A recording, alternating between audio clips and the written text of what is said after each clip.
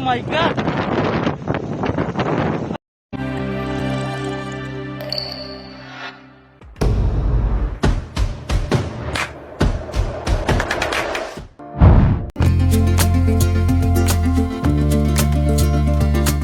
Gunung Ruang adalah gunung api aktif yang mengalami erupsi pada hari Selasa tanggal 16 April 2024. Dan kembali erupsi pada hari Rabu tanggal 17 April 2024. Gunung Ruang sendiri berada di Kecamatan Tagulandang, Kabupaten Sitaro, Sulawesi Utara Sulut. Saat ini di media sosial sedang ramai diperbincangkan terkait penyebaran gas sulfur dioksida atau gas SO2 yang disemburkan oleh Gunung Ruang. Diketahui penyebaran gas sulfur dioksida atau gas SO2 sangat membahayakan bagi makhluk hidup. Beberapa warga sudah banyak yang merasakan dampaknya penyebarannya, seperti iritasi dan gatal-gatal. Tetapi masih belum diketahui secara pasti apakah benar penyebabnya adalah karena dampak dari menyebarnya gas SO2. Lantas bagaimana dampak semburan gas SO2 tersebut?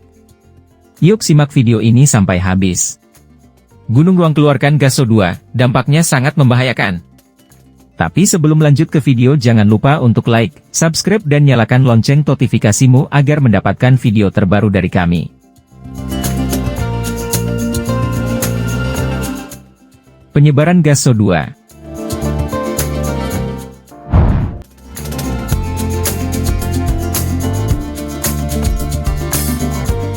Saat ini sedang ramai di media sosial mengenai penyebaran gas SO2 yang menyebar hampir di seluruh wilayah Indonesia.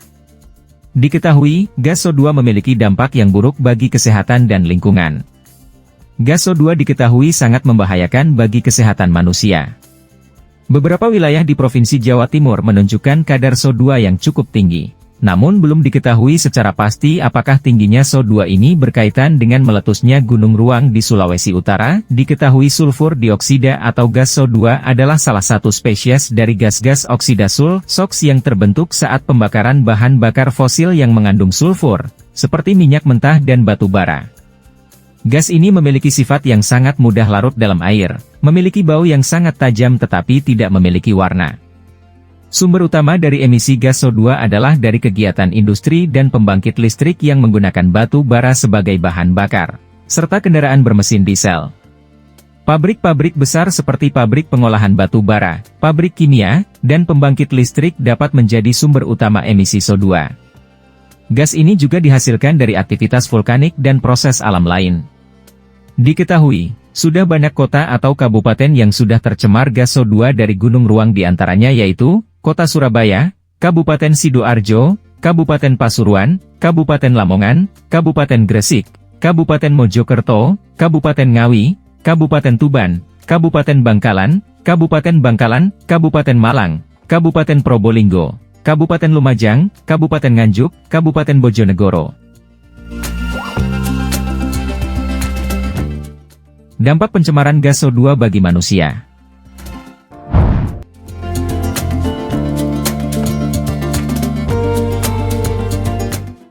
Tercemarnya gas SO2 memiliki beberapa dampak bagi kehidupan kita. Berikut beberapa dampaknya bagi kesehatan, salah satunya adalah menyebabkan iritasi pada sistem pernapasan, seperti pada saluran hidung, tenggorokan, dan paru-paru. Efek kesehatan ini akan berdampak lebih buruk bagi penderita asma, lansia, dan anak-anak. Selain itu, SO2 dapat berubah menjadi pencemar sekunder seperti aerosol sulfat di udara. Aerosol ini sangat halus dan dapat terhisap ke dalam saluran pernapasan bawah, yang menyebabkan dampak kesehatan yang lebih serius karena sifatnya yang karsinogen dan korosif. Reaksi SO2 dengan senyawa kimia lain dapat membentuk partikel sulfat yang jika terhirup oleh manusia dapat menyebabkan masalah pernapasan yang serius, bahkan hingga kematian. Penelitian menunjukkan bahwa peningkatan kematian akibat kegagalan pernapasan, terutama pada lansia dan anak-anak, disebabkan oleh konsentrasi gas SO2 dan partikulat secara bersamaan. Dampak pencemaran gas SO2 bagi hewan.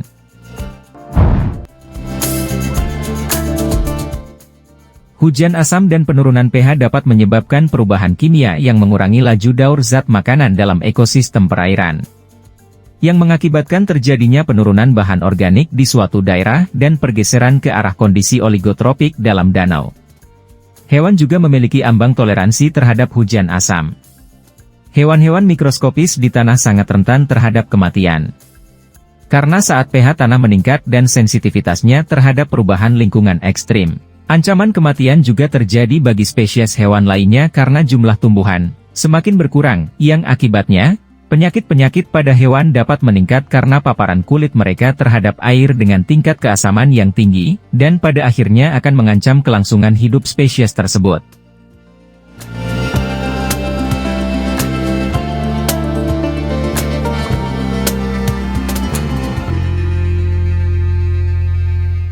Dampak pencemaran gas CO2 bagi tumbuhan.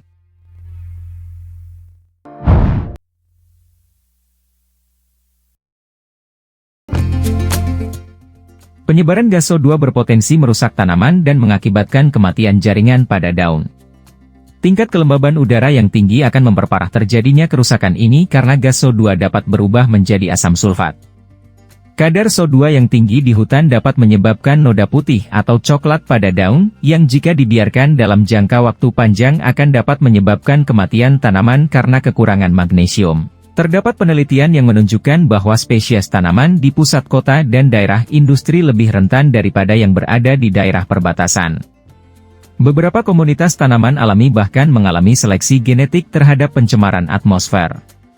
Terdapat jenis tanaman tertentu yang rentan rusak karena penyebaran gas CO2, seperti sweet birch dan pinus putih, sedangkan spesies lumut cenderung akan meningkat.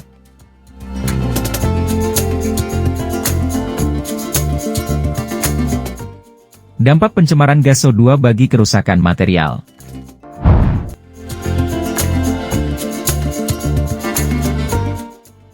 Kerusakan akibat pencemaran gas CO2 juga mempengaruhi bangunan yang terbuat dari bahan dolomit, batu kapur, dan batu pualam. Dampaknya terlihat pada penampilan, kekuatan struktural, dan masa pakai gedung. Bangunan bersejarah seperti candi dan patung juga terancam rusak, karena hujan asam dapat mengikis batuan dengan melarutkan kalsium karbonat dan meninggalkan kristal yang dapat merusak bangunan.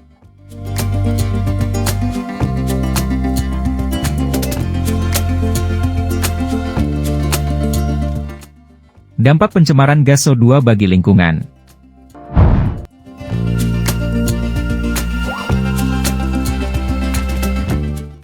Tingginya konsentrasi gas CO2 di udara adalah salah satu faktor yang memicu hujan asam.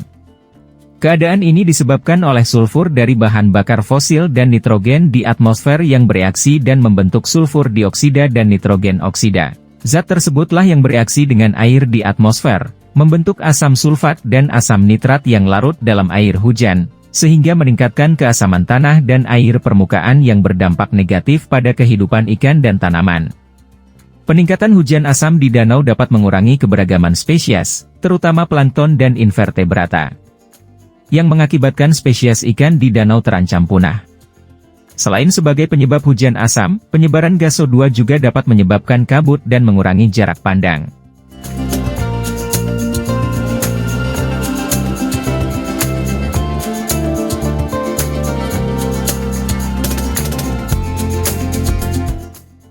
Tanggapan Badan Geologi.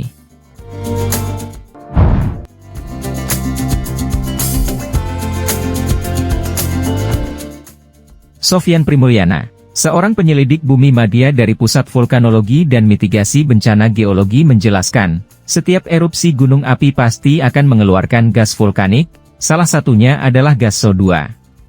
Gas CO2 tersebut memiliki konsentrasi yang bervariasi di setiap gunung api, tergantung bagaimana kondisi magma di bawah permukaan dan intensitas erupsinya, sedangkan semburan gas CO2 dari gunung ruang ini dalam konsentrasi di atas 2 ppm dan berbau tajam, yang dapat menyebabkan dampak yang cukup serius bagi kehidupan. Tetapi gas CO2 yang dierupsikan oleh suatu gunung api biasanya akan terencerkan oleh udara di atmosfer. Sebagian akan terabsorpsi oleh abu dan sebagian lagi akan beraksi dengan uap air di atmosfer dan membentuk droplet atau tetes air yang bersifat asam. Itu dia beberapa informasi terkait gas CO2 yang sedang ramai diperbincangkan di sosial media. Perlu dicatat, bagi seseorang yang memiliki sistem pernafasan sensitif, dihimbau untuk menggunakan masker saat hendak berpergian keluar rumah di wilayah yang tinggi kandungan gas CO2.